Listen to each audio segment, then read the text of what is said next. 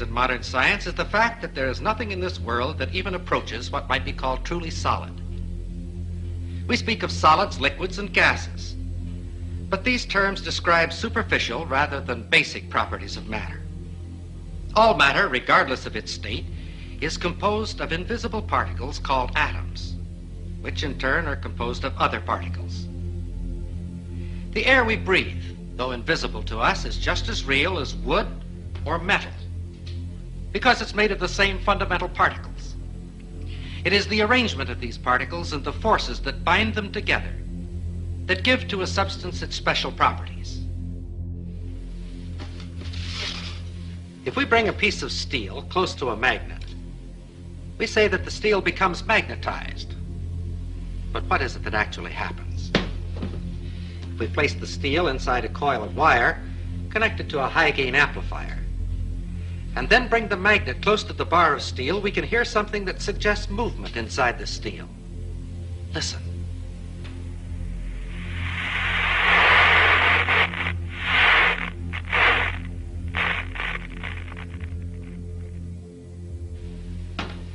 We think of a piece of steel as being solid, and according to our definition, it is a solid. But the popular concept of what makes a solid is certainly a false one.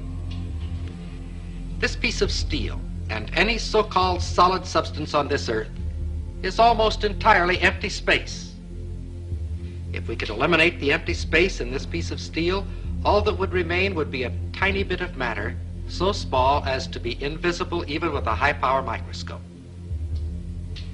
This concept of almost unlimited empty space within matter is comparatively new, but it is the very cornerstone of our knowledge in this atomic age. Atoms are not solid. Instead, they are tiny solar systems composed of infinitely small particles revolving at tremendous speeds and bound together by enormous forces. And like our solar system, atoms are almost entirely empty space. For the moment, let's forget the forces within the atom.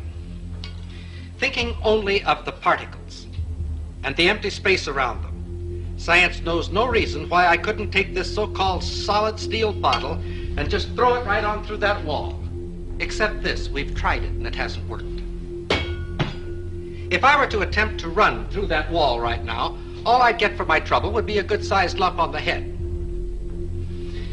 But that which would prevent my body passing through the wall would not be a collision of particles, but rather a collision of forces, the same forces that make an atom bomb. And if it were not for these forces, my body could go freely back and forth through that wall just as though it were not there. It is within the realm of scientific possibility that there could be two worlds coexistent, occupying the same part of space at the same moment of time, each world just as real as the other, with its mountains, valleys, rivers, trees, and people. And that one world could pass freely through the other world, neither world being conscious of the existence of the other world, if you grant just one thing: atomic forces within the material substance of these two worlds that are not mutually interactive.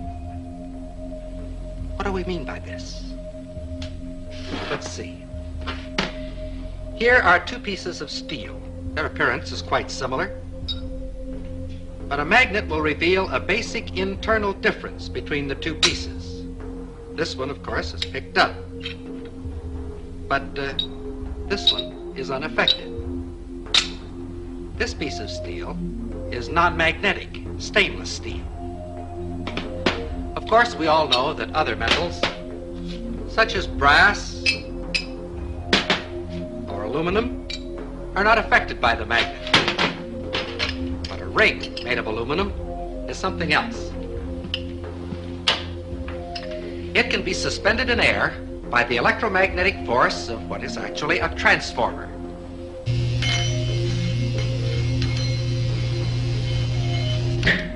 The ring being in effect a one-turn shorted secondary. A smaller ring will react even more violently.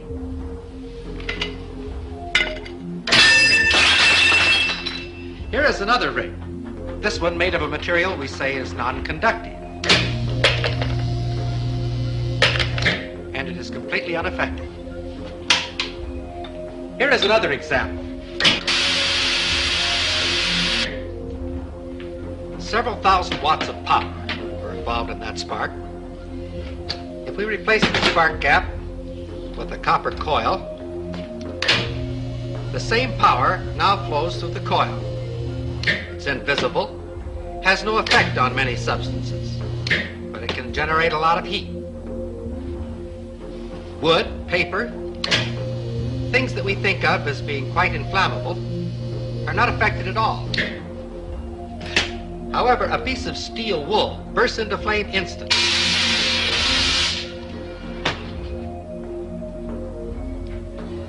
Did you ever fry an egg on a cold stove?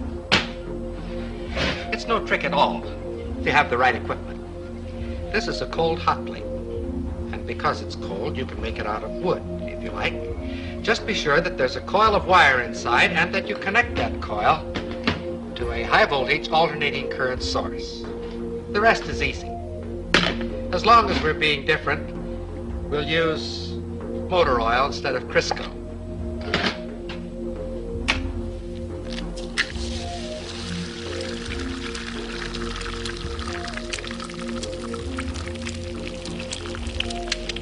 The egg fries very quickly, but the stove remains perfectly cold. In fact, if you wish to keep it handy, you can fry your egg on the morning newspaper.